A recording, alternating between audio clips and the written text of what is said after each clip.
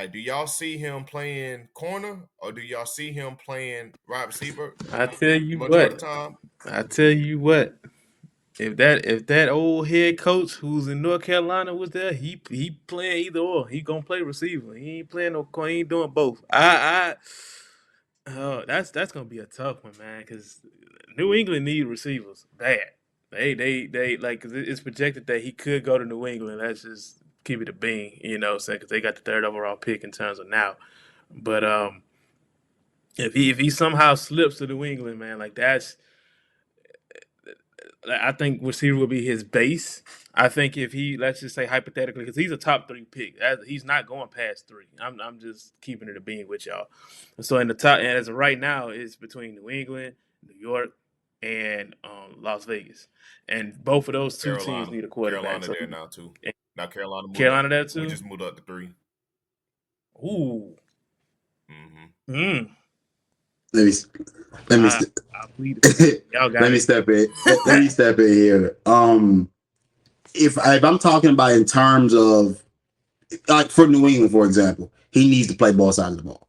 For Carolina, he would need to play both sides of the ball. That's how much they need help on either side.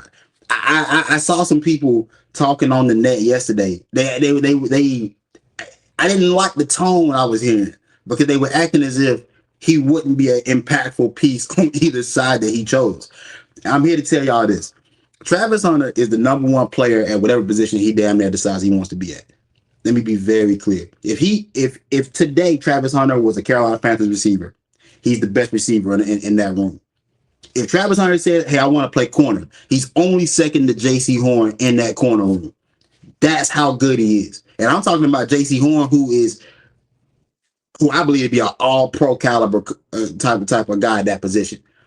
Let me be very clear. If you don't want to allow him to play both sides of the ball, I think you're limiting what we've seen. You're limiting what he can be for you as a player, and that's where in some instances you would say like, hey, you're protecting the player, but I think you gotta let that kid fly, bro. You do have to allow him to utilize his skill sets. Now, obviously, he's not playing maximum snaps on both ends. That's crazy. You're not guarding Tyreek Hill and then gonna go give me 30 plays on offense. That's not happening. But there is a world where Travis Hunter is definitely playing both sides of the ball. And any team that takes him, if you're drafted in the top 5, you telling me you got enough talent on both sides of the ball to tell him he can't play?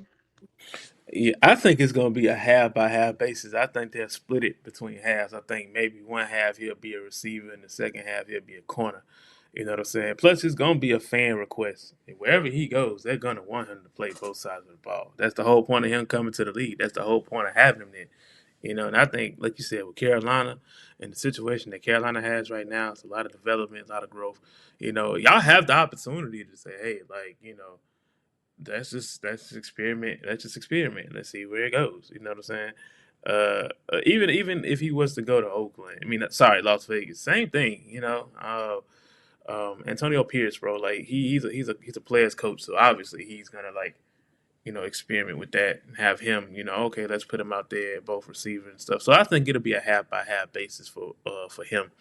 I think uh, it's something that you just can't pass on. You know what I'm saying? Now I think it all depends on like his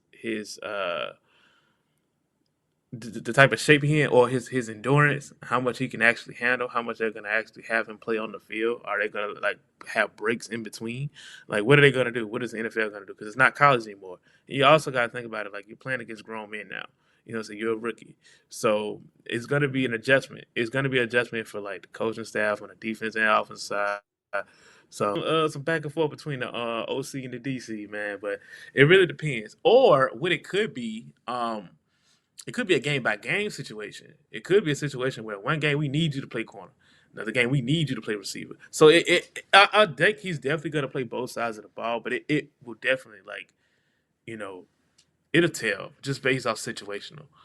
Yeah, I mean, you said something right there. Like you said, game by game basis. Like there will be opportunities where, hey, we may not need you at corner for a full game, but we know we need to. But we know they have a defense that is stout in the secondary that we need to be able to try to throw in an alternate piece that maybe to help spark us. So, like you said, I think it's going to be depending on whatever the coaches decide, whatever the game dictates.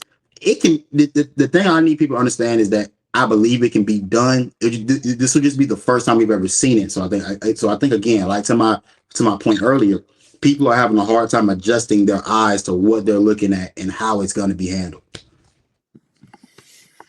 Yeah, and Cowboy Giants got one, right? Giants got one, Giants and got one. it's been said that they eyeing Cam Ward, and Vegas. I think they're getting Shador. We're right there at 3, so I mean, it's in a tough spot for us. To throw us Panthers in the. It's in a tough spot for us because we really need someone to help stop the run, but we also need a corner as well. So honestly, it wouldn't hurt for us to get Travis, honestly. And it's starting to make more sense. It's starting to fall in line that we may be getting Travis because ain't no way that we sitting at 3 and you pass on Travis Hunter, the Heisman.